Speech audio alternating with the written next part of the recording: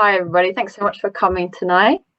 Tonight, we're going to be talking about migrant rights in the UK, which is a really, really important topic right now and has been actually for a while. As I'm sure you're all aware, the Conservative government has been pushing this hostile environment for many a year now. And actually, I think it was today it came in the news that they are increasing hostile environment laws. But tonight, we're going to be hearing from Dorian Leatham, who I'll introduce in a moment, to talk about the importance of better migrant rights in our country.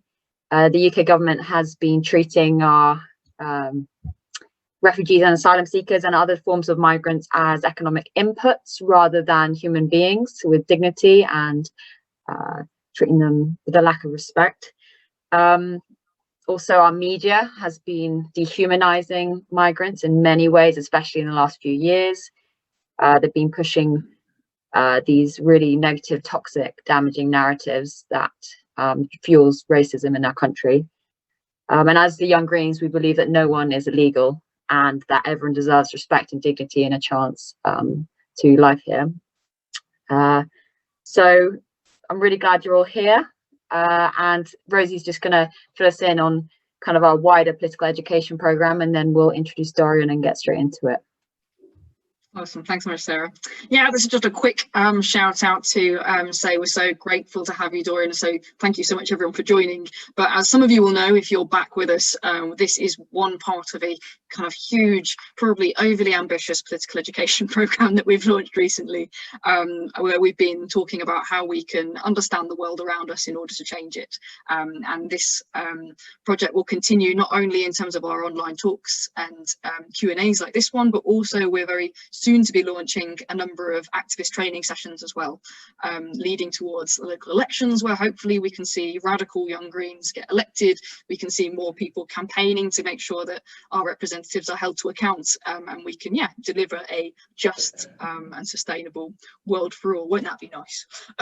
But if you'd like to see this work continue, we do really think it's important, and we believe that we're doing some really great work, and we'd love your support to please do come along. Please do share about it, but also if you're able to, we'd really appreciate any small donations you might be able to make. And I've just popped that in the chat.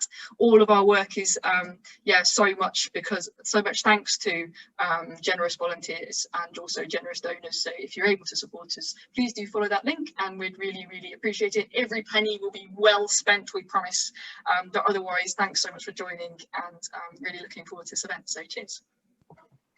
Thanks, Rosie. Yeah, so this evening we're hearing from Dorian Leatham, who is the current CEO of the Migrant Rights Network.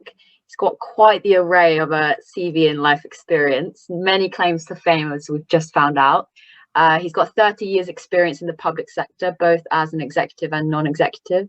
He's one of the first Black chief executives of local councils in London. He's been in Number 10 many a time, has met both Blair and Cameron, and has various opinions on them, which I'd love to hear more of, Dorian. He actually helped Ken Livingstone, which we've forgiven him for, write his first housing strategy for London. He's had roles including the chair of the Homes and Communities Agency, chair of the Stonebridge Housing Trust, and he's incredibly passionate about helping communities. And so I'm really excited to introduce you to him and hand over to you, Dorian. Thank you very much, Sarah, and thank you, everyone, and welcome. As Sarah said, I'm currently the interim chief executive, not chair, of Migrant Rights Network. I've actually been working directly and indirectly with migrants and asylum seekers for many years. So when Sarah said I was chief executive of a local authority, that was in fact Hillingdon Council in West London, where we had Heathrow Airport, which at the time I was there, we had the second highest number of unaccompanied asylum seeking children coming into the country via Heathrow. And one of my principal jobs was to try and keep the hawks amongst my local politicians to understand that these were human beings. And if you ever wanted to hear some of the horror stories why people were fleeing, young people were fleeing and coming here, then maybe some politicians would change their minds. However, I'm here at Migrants' Rights, and in very similar vein to yourselves, really. I mean, why am I here? It's because we have some principles, and in migrants' rights, and we work with organisations such as yourselves who adhere to some of the things we want. So our strategic objective is to influence policy and challenge the hostile environment. That's our number one. Okay. The other one is to change the narrative and develop a positive profile, i.e. the media in particular. And I'm not going to name which journals we think are outrageous sometimes. And we're working on a number of projects to amplify the voice of migrants and supporting their causes. And I'll come to some of that later on. And we do say, in similar vein to other charities in this world, i.e. we have to go out there and get the begging bowl out, either by submitting for grant funding from different organisations, or to try and we deliver training and awareness to different organisations. So right now we're trying with some trade unions to see if they'll buy in. The health authorities, who for many of the health authority staff, they don't realise the conditions that the great base of their workforce, either nurses from the Philippines or, you know, that what conditions they're under. So Jane told me if I could just give a backdrop about, you know, what this is, how did this start, and really looking at the history of migration, going back to the 19th century. The famine in Ireland drove people over here. Political and economic factors seem to drive people out. So around the First and Second World War, it's what the Stalin and his folk were doing, it's what the Nazis were doing to Jews, you know, made people have to mobilize themselves and get out.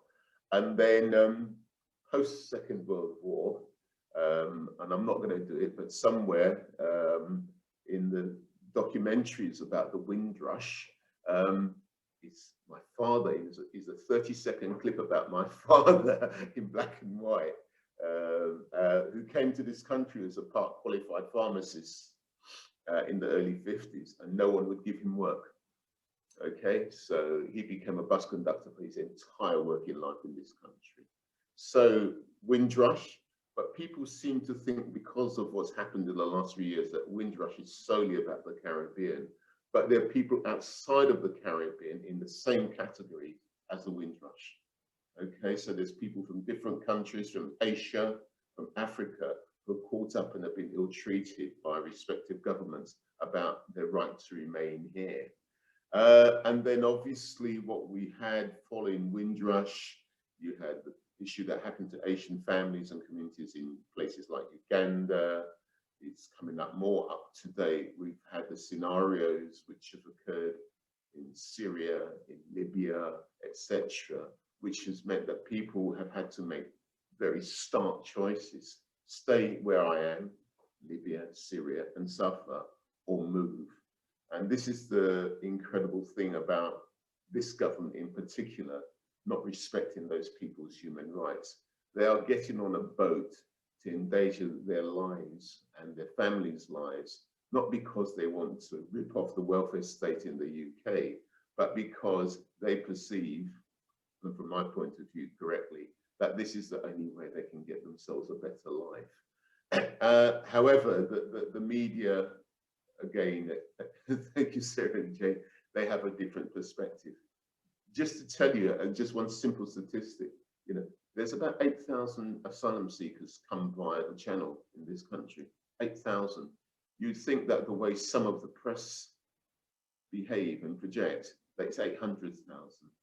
Okay, so these people are exposing themselves, are actually endangering their lives. And, you know, I think under the human rights legislation, we have a duty to help them. One of the things some of you may not be aware is that when they eventually get in this country, and whilst they're waiting for some kind of permanent status, they get £37.05 per week to survive. I'm not going to say to live on, to survive. And even if they've got a couple of kids, that's how much it is. And I say to any of us sitting here this evening, you try and survive on that amount of money, okay? And in fact, I was in an event with mostly women, asylum seekers, and they just want to actually do some work. They want to contribute. They don't want to sponge, as comes out in whichever of the right-wing press that you'd care to read. And this is the tragedy of it. And unfortunately, many people side with that. And then you've got people who, I've got a personal thing. There's as Joe Biden calls him, the other guy who's no longer in the White House. Right? The other guy whose philosophy was to brutalize people. And I think, quite frankly, in terms of over here, his English political friend, who he wanted to become, was it the ambassador, wasn't it? Mr. Farage, and all that perspective. And it's just some horrendous things going on. Tonight is too long to go on there. But what are we trying, how can we end the hostile environment, and how can we up the fight for migrants? And I think part of the issue is government and the Home Secretary, who's going to remain nameless. My staff are not best pleased with them. One of my staff is an Asian woman, so I'm not going to repeat what she says about her. But you know, there is this view that a lot of, and when people confuse immigrants and migrants with asylum seekers. Asylum seekers, in a sort of official definition, are people who are fleeing wherever it is they were, whether it's Syria, Libya, and are coming to another country for political or other economic reasons, or other reasons. And immigrants are like, you know, folk who came in on the Windrush over 50 years ago, over 70 years ago. So what can we do? I think that I've mentioned the media. We need to get them on our side. We have got a whole, sorry, Jane, yes, can we move to the slide? Yeah. So they are in all walks of life. And some of the folks who are here have been here for a long, long time in all sorts of professions. But people tend to mix up, unwittingly or not, migration with race, especially with people of a certain shade of brown. Yet, if you look at what's happened going over, let's say, the last, and the fact that, that you won't know, that at one time in the 70s, there were more immigrants from Australia, America, Canada, and New Zealand and South Africa, i.e. white country, here in the UK, than there were people of colour, you know. So, but no fuss was made at that time. And has sparked the backlash against immigration? And my knowledge is that you go back to Enoch Powell talking about rivers of blood. I'm sure some of you are far too young to have been around to remember it. Rivers of Blood, this speech he made, I think it was in 1958 in Smethwick, because there had been, 1968, so one or two street riots in places like Notting Hill and in the Midlands, etc., based on race. But this was because of the appalling housing conditions that some people from ethnic communities were. And the only way we can tackle it is, you know, for the time being, we can forget the leadership of the Conservative Party wanting to embrace people's human rights, and that people are not trying to, you know, fly one on the system over here. The recent figures I've seen shows that in terms of migrants, primarily those who have recently arrived from Eastern Europe and so on, they're between the ages of 24 and 62. And the overwhelming majority of them come to this country to get work. And when that work dries up, as is probably, or gets difficult to obtain, they go back. So in the last 2 years in particular, more and more people have been going back to places like Poland, because at one time, the Polish communities were one of the, in the last 10 years, amongst the largest numbers of immigrants coming into this country. But talk about race, And yet again, that was never high up on the agenda, saying there are too many Poles in this country. But to be fair, the Polish community get involved in working very, very hard.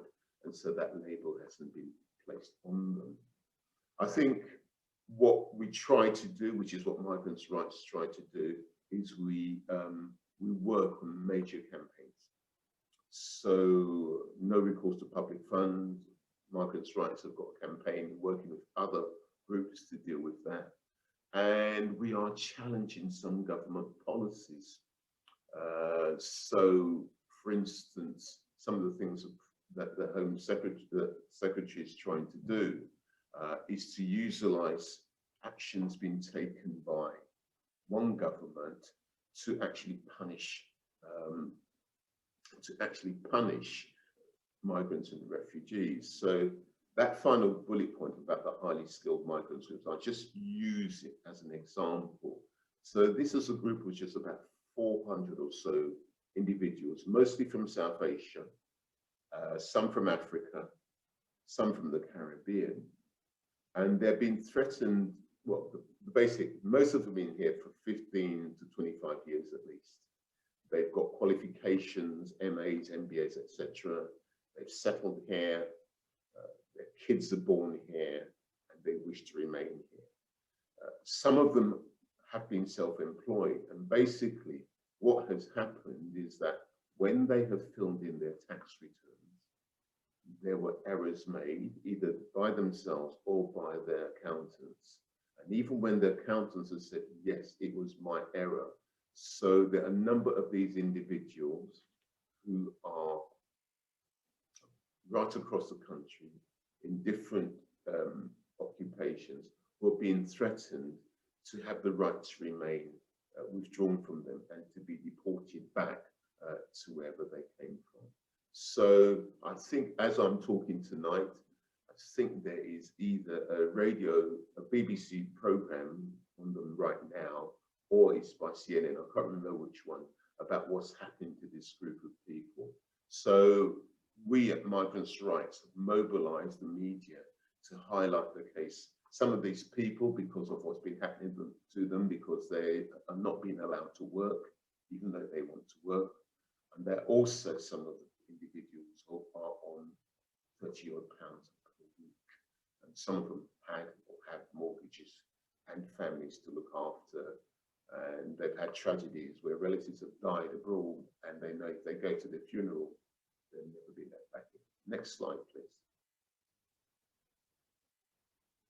Okay, so what we've discovered is in terms of data protection, what the government has been trying to do with the Home Office is utilize the data for HMRC to say, what are these guys' finances like, and using that information to take action against the individuals. Now, there was a court case, I think it was 3 years ago, where it is against the Data Protection Act and against human rights legislation for different government departments to share that kind of data about particular individuals.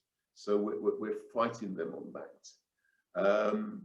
We're also involved in working with other migrant support groups in Europe in particular.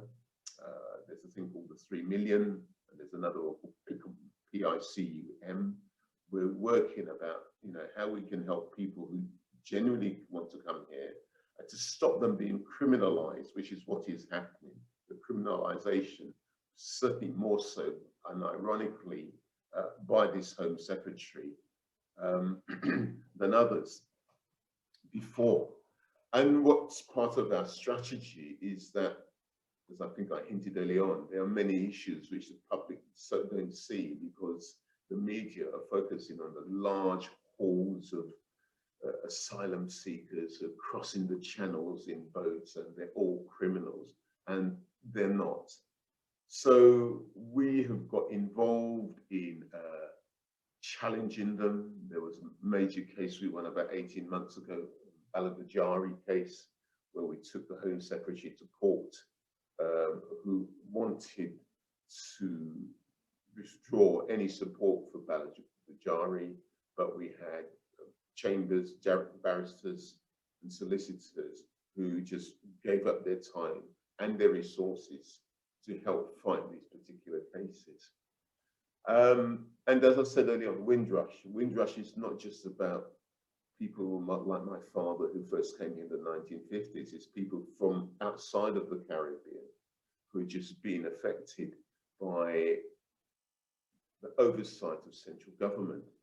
And one of the campaigns we're involved in is to say to some of these folks that they have a right to challenge and be compensated. So migrants' rights are involved in working with others to try and raise the profile that people are entitled to compensation. But even now, especially amongst the elderly African Caribbeans who came by in that Windrush scenario, they're frightened to come forward in case they do get deported. And it's as simple as that. I do not want to come forward because the government will know and I'll get deported back. Well, I know no one now. So what we have to do is constantly challenge on all walks of life. And I mean, another scenario is just the quality of housing, which I'm sure some of you have seen, not simply the barracks, which the government has shut, I think the ones in Wales recently, but the quality of temporary accommodation that people are put into. And because my professional background was a director of housing, I happen to know what is legal and what is illegal in terms of the quality of housing. And many of these individuals are being placed in the most appalling quality of accommodation that you put your worst enemy in. And so we are working with other organizations to challenge local authorities, not just the housing authorities, but the social services for putting people with young children in these accommodations.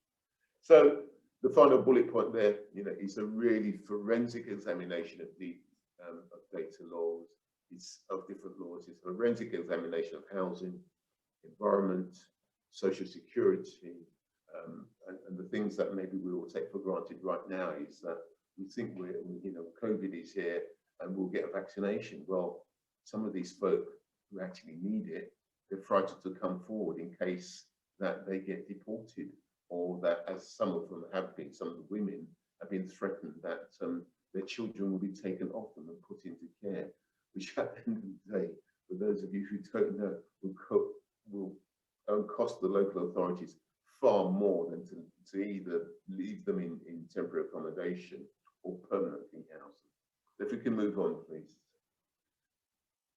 So, how can we end the hostile environment? I mean, this is, I can say this because I'm only in this role till the end of July, and I've worked across the piece of strategic levels. And this is a very personal opinion, and maybe some of the people in the migrants' rights industries will not agree with me.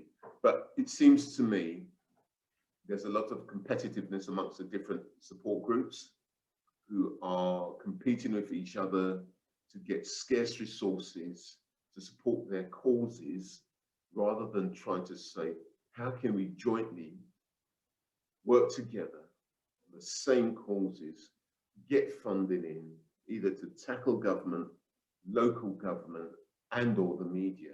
So we in MRN, we've got a trustees board, there's Migrants' Voice, there's a joint council for the welfare of immigrants, there's a thing called ROTA, which is Race on the Agenda. We're all talking about the same thing. How can we help migrants stop the suffering that they're getting? But because the availability of funding to fight the causes is limited, so you go to Joseph Rowntree or Esme Fairburn or the Bearing Foundation, we're all pitching in individually to try and get money from the same pot to support our causes. So that's one issue that I think is very much there. I do believe, therefore, because of that, and because as a migrants' rights support cohort, we're not working together. Therefore, we're not thinking strategically about now, 2 years' time, and 3 years' time. we are thinking strategically, but in a sort of dispersed way. And I know from my days as a senior, you could say the chief executive of a council is a politician, but as a senior leader, if different groups are actually not working together, you can drive through them and say they don't know what they're talking about. So that the third bullet point is that really we must be seen to work together, not just migrants groups, but other groups supporting migrants, whether it's based on what's happening to them in terms of the children, or whether, for instance, the fact that many women from migrant communities, asylum seekers, are victims of domestic violence. And so we ought to be working together to support these particular women. And finally, I think we too, on this sheet, we too readily fail to recognize that there is a construct between race, gender, and ethnicity. And if you go and look at, I'll name it the Daily Mail or the Sun or the Star, or whichever, you can see that part of their strategy is to actually say immigration, asylum seekers, it is about race, it is about ethnicity in terms, let's say, the people who are arriving in the UK from Libya or Syria or other parts of Ethiopia and so on and so forth. But in fact, there's an issue about the people who are trying to get here from parts of Eastern Europe, Belarus. No one says anything about that, but that is one of the things I think we need to do. So if we can move on to the next slide, I think that's it really. Because we could go on for ages about it, but I was just giving you a snippet of some of the issues that that migrants are facing. They're not huge numbers, but it'll be interesting to see what happens when COVID is allegedly settled and lockdowns are lifting, because more and more people, or less people, are coming into the country and more going away. But the gap is that in up to sort of 2020, the 12 months ending the middle of 2020, there were about 700,000 migrants arrived in this country, and about 400,000 left to go to their respective parts of the world. But the other thing you need to understand is that government's data collection is not what it should be, and it doesn't always represent a true picture of how many migrants and what's happening to them. And if we could all get our act, the migrants' rights support groups could get our act together to give a proper quantitative and qualitative analysis of what's happening to the individuals, that may make some members of the public and some politicians sit up. And I'll tell you one that, talking of politicians, to say is that because we know there's local elections cropping up, we've just, myself and a few others, have just sent a letter via Lord Simon Woolley, who I'm sure some of you know of, saying to the government, what is your race strategy? So that would be interesting if Boris and his cohorts ever get around to responding. But they'll want to make sure that they get back in at the local level at least, and say it's a timely way to answer the question. The London mayoral election is 6-8 weeks ago, and some of the other major cities. So some of the strategy is the timeliness about working together to prick people's consciences, get BME and supportive communities to vote, to actually try and unpick these policies. So I'll stop there and try and take some questions. Thank you so much, Dorian. That was really, really fascinating. We've got a few questions already. If anyone wants to ask questions, just drop Jane a message in the chat. But our first question for you, kind of leading on from what you were saying about funding, kind of competing for funding. Why is that? Why does that happen, that competition for funding? Is it to do with our neoliberal capitalist narrative of everything is competitive market? Is there a way, is it to do with the funding pot itself, or is it just how it works between charities? What could you expand on that? I think my view of it is all the charities want to be the champion. Okay, we're the one who are going to take the government on board and change this narrative, and change the environment. And so, I don't know, Baring or Joseph Roundtree will say, we want people to come forward and say, or organizations to come forward and say, how can you enhance the leadership amongst the migrant communities? And we'll all go for it. You know, and when I picked up the phone when I first said, and spoke to someone, said, can we put in a joint bid? And they were thinking, you want to take us over? And it was nothing of the kind, it was my naivety actually. I just think that because we are very small at Migrants Rights, there's only half a dozen of us. And so there's a limit that you can do for half a dozen people. But if another organization has got half a dozen people, then that's even more resources to get on and tackle the issues. So one of the things for me as well, we're based in London. Our office is just round from the corner from Westfield in Stratford. But a lot of the things, that the activities which are taking place are very London-centric. Yeah, and there are issues for migrant communities, asylum seekers, refugees in the Midlands, in the Northeast, in the Northwest. And I've just sparked off talking to two organisations, one in Greater Lancashire, one in specifically in Manchester, and because of my background, with a few housing organisations to see how we can work together. And I also think, again, because of my housing background, and most of you folk, if you're not in housing, you won't know, but there's a thing called the G15, but there's only 10 of them. And they're the largest housing associations in London. Between them, they have between 400,000 and 500,000 tenants. That's a lot of clout. That is a lot of clout, but we are not talking to them. And those organisations have a phenomenal amount of resources and clout. And, you know, and because I know a senior politician, I know if I spoke to him kindly, Lord Bob Kurtzlake, who I'm sure some of you have heard of. So Bob used to be my boss many, many years ago. It's about how you use those ties to put pressure on government.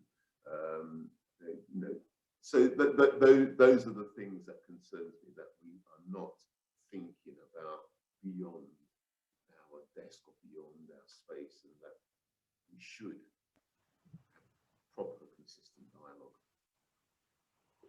And how do you think practically, in reality, how can that be improved, that communication, that teamwork almost? Is it realistic that it can be, or? Well, I think it's worth trying, because one of the frightening things for some of the organisations, we are all small, and if we don't work together to see how we can lever resources in, we will fail, and that would be either no one will take that small organisation's place, even Migrants Rights, which apparently almost disappeared about 3 years ago.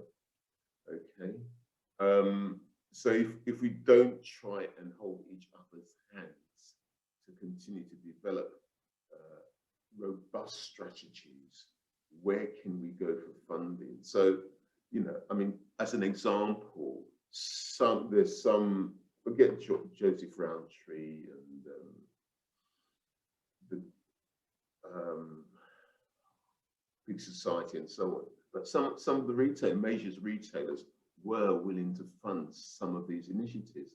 But if we're going to go for them now, I know that because the bottom of their budgets have been hit, they're reluctant to do so. So we just need to think, well, what can we present to them? Because if you just take, I don't know, I'm going to suggest McDonald's, but it's not true. But if you take one particular company, they need low-skilled workers, and we ought to be working with them to try and lever money from them to help support their workers, because the workers do not know their rights.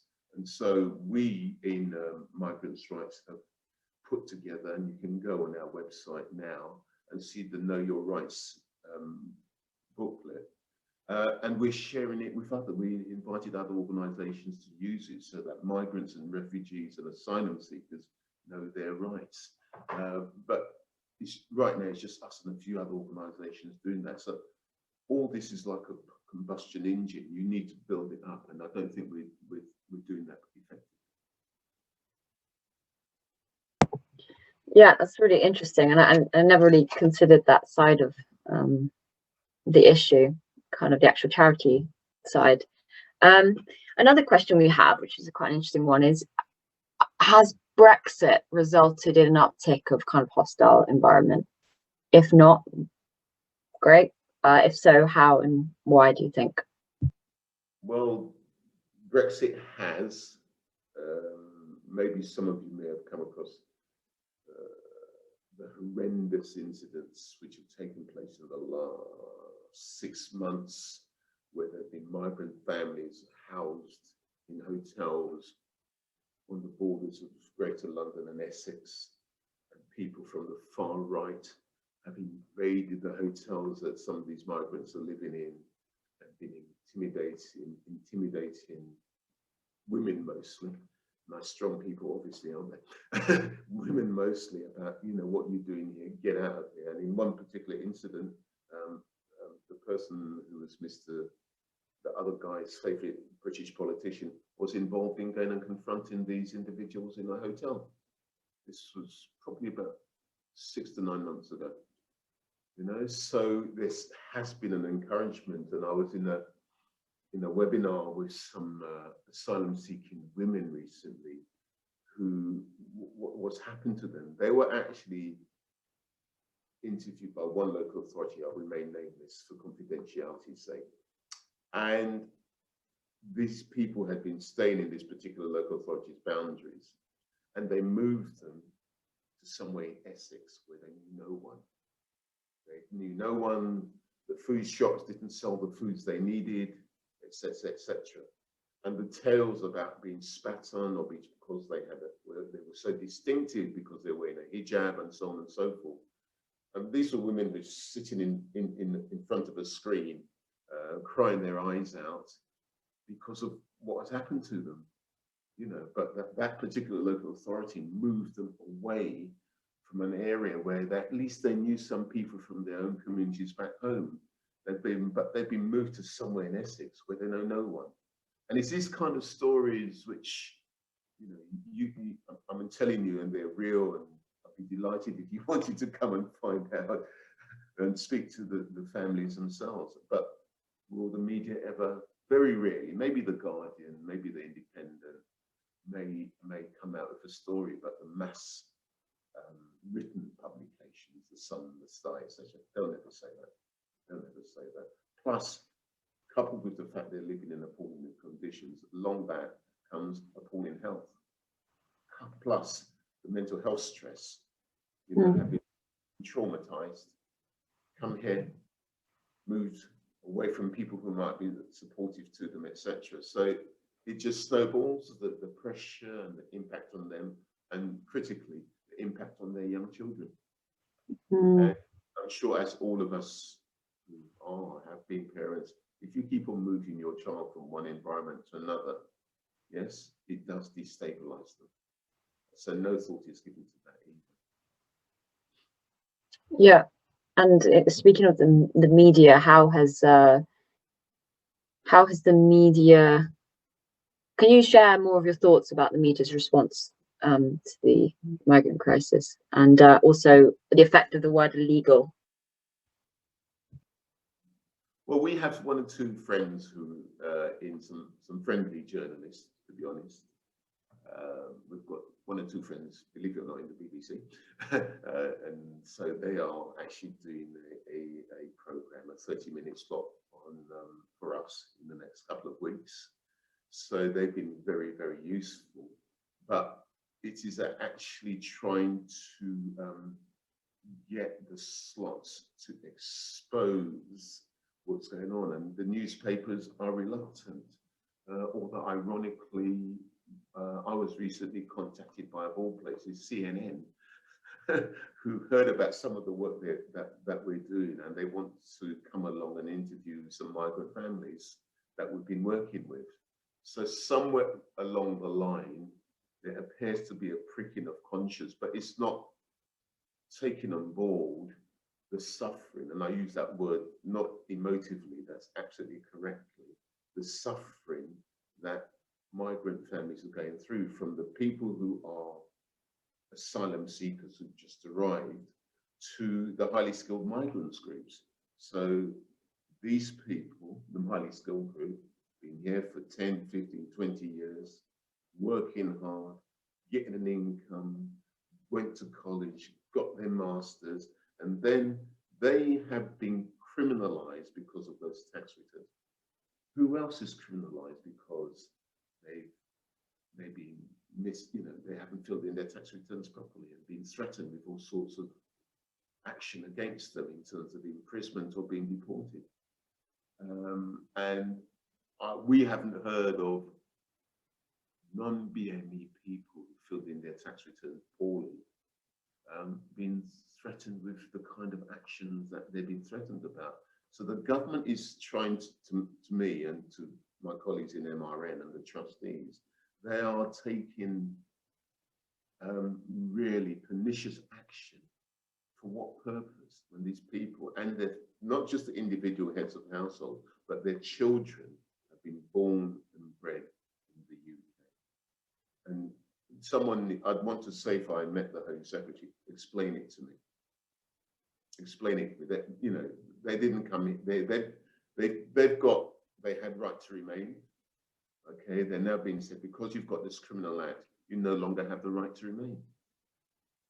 And that criminal act was an error in their tax returns.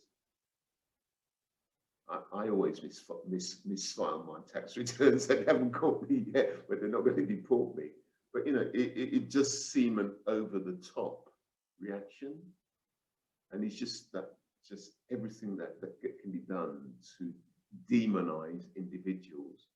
And in terms of the criminality, we know these under highly skilled, they haven't got criminal records that, other than this having misfilled their tax returns. It's really, really interesting, quite shocking as well. Another question we've had through is, particularly when it comes to asylum seekers' rights, how do we balance between charity actions, which can ensure people's immediate needs are met, but can often be disempowering, with showing solidarity and campaigning for longer term change? So how do we balance charity actions and long-term change? Yeah, I mean, there is a divide in the sector. So there are groups who actually give that one-to-one personal type support to asylum seekers and refugees. And there are other groups, such as Migrants' Rights, who do the campaigning, such as Joint Council for the Welfare for Immigrants, who do the campaigning. And it's quite separate from that, I'll call it hand-holding almost, activity which some of the other groups do. And so I think what we try to do, so Migrants' Rights are working with an organisation on the edge of London, which is why I know about what's been going on in Essex. And so they're doing that hand-holding and we're doing the campaigning. We've got a particular a barrister who's been brilliant for us, who's doing all this work for pro bono. But what we just recently, because of what I was talking along earlier on about working strategically together, this group, this particular support group, said, well, there are other people, and it's mostly women, who are suffering elsewhere in the country. Why can't we get together with them? So I've been ringing and writing around saying to these other groups, which probably comes back to a question about 10 minutes ago, look, let's have some dialogue. Have you got the identical issues in terms of getting support and trying to get the dialogue change and to influence government? So if you are, then let's work together with the group in London, together with the group in Manchester or Birmingham or Newcastle, things like that. And I mean, rather interestingly, having said that, because Migrants' Rights have published a Know Your Rights guide, it's just been translated in accordance with Welsh law in the last month. And we've had an interest from a migrant support group in either Glasgow or Edinburgh, who want to use it and look at it in terms of a Scottish law as well. And I think that's the kind of thing that ought to be encouraged.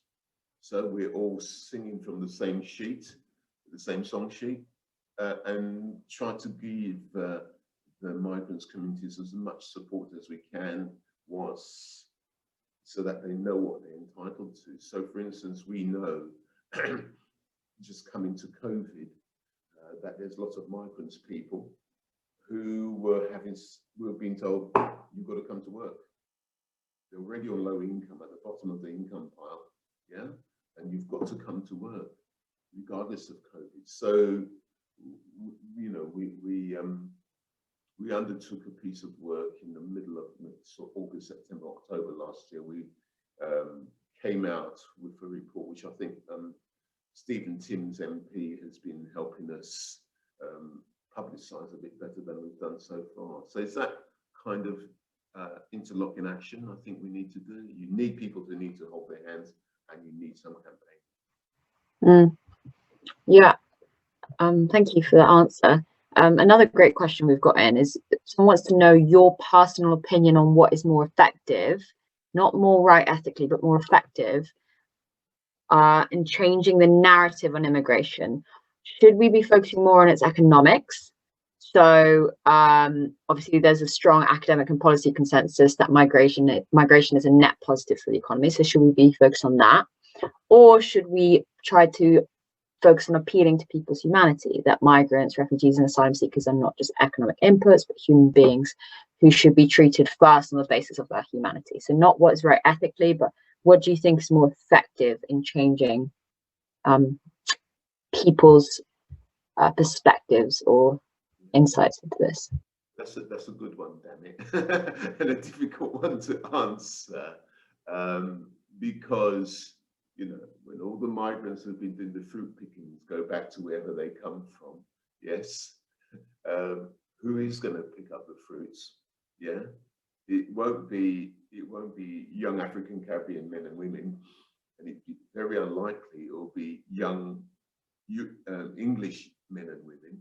So there'll be a gap there, and I think already in some of the shops, because things are not coming, products are not coming through, there will be a squeeze. Will people be able to step up and fill that gap?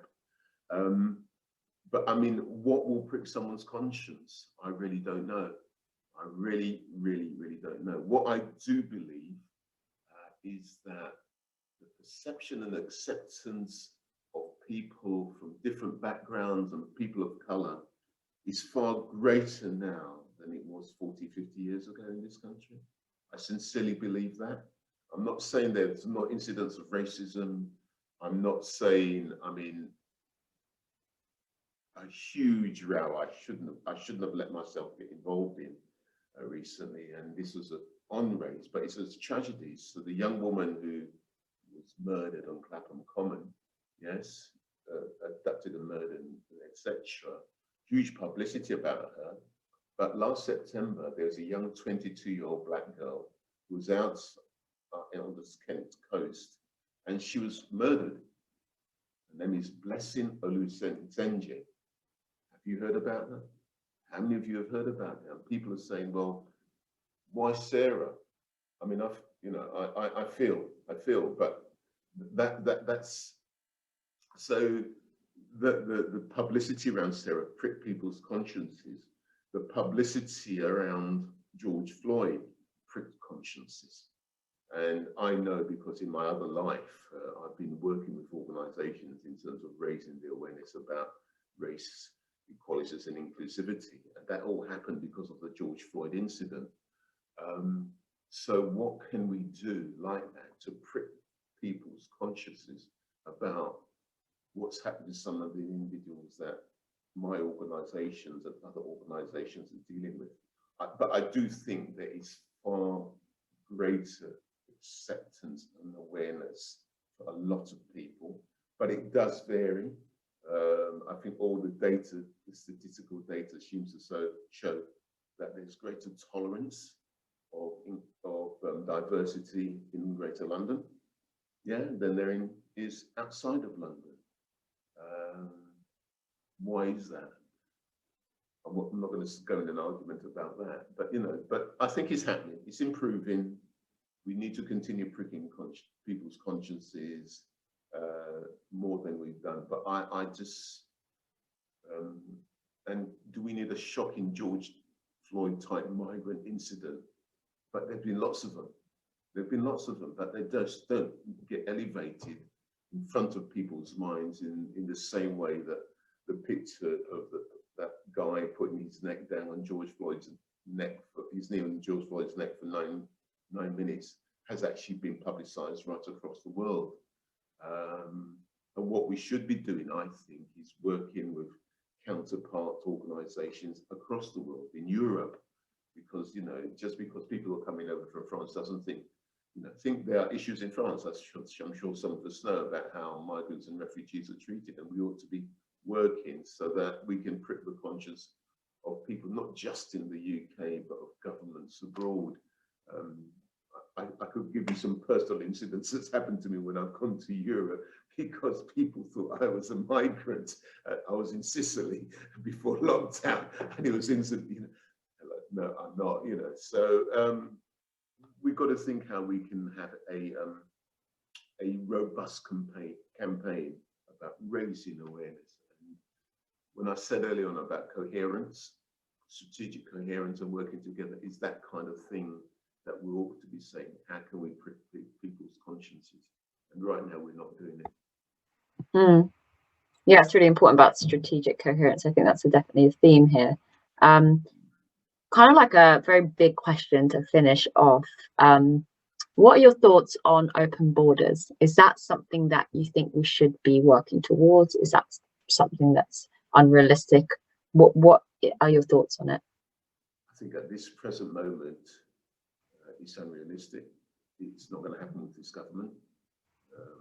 I need to dive into what the Home Secretary has been coming up with today, and see if I can get sent to Gibraltar, which is one of the destinations she's suggested to people.